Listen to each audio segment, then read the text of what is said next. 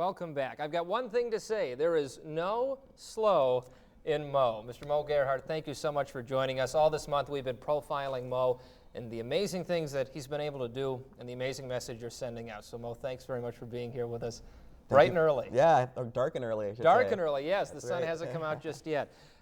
We've talked to you so far in our series a little bit about the work you've done with the MDA, about your position at MSU, but for those of us just meeting you today, walk us through a little bit about limb-girdle type 2 neuromuscular disease. That's right. I was diagnosed at age 8 with a form of muscular dystrophy. Limb-girdle, it's a progressive muscle weakening disorder.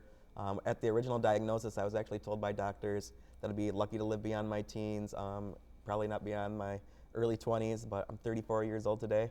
I'm still going strong, as I like to say. And there's within the Muscular Dystrophy Association themselves, there's over 40 different neuromuscular diseases. So as I really say, they don't discriminate as far as who can be stricken at any point in life, and that's part of the educational series that I like to inform people about. Well, speaking of education, one of your goals was to go to MSU. Not only did you do that, but now you work for MSU in 2 capacities. Talk to us a little bit about how that's changed your life. That's right. I'm an academic advisor. That's the full-time position that I have at Michigan State, working for the College of Natural Sciences, advising pre-professional or pre-med students towards that degree path.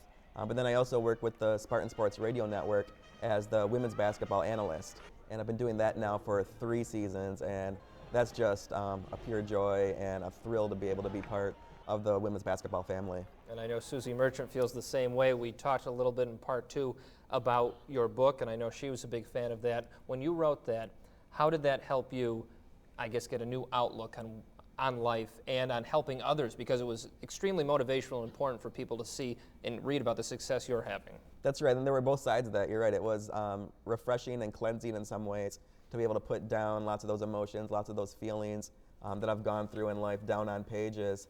But at the same time, too, when I did it, I needed to be 100% honest, not only with myself, but with my audience as far as telling what my daily routines were like, what it's like living with a disability.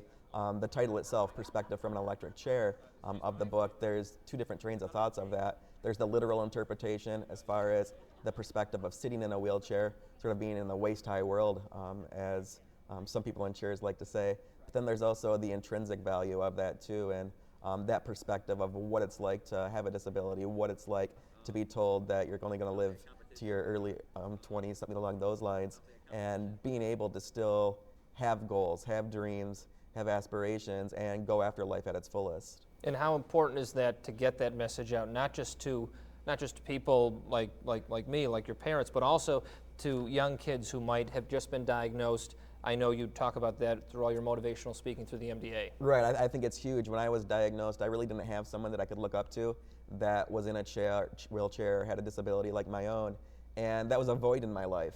Luckily, I had great support from my parents, from my friends, from my whole community, and they were able to really help shape me in who I am today. But I know if I would have had that in my life, it would have been very impactful, and that's what I want to be able to give back to children nowadays that have that diagnosis, also to parents.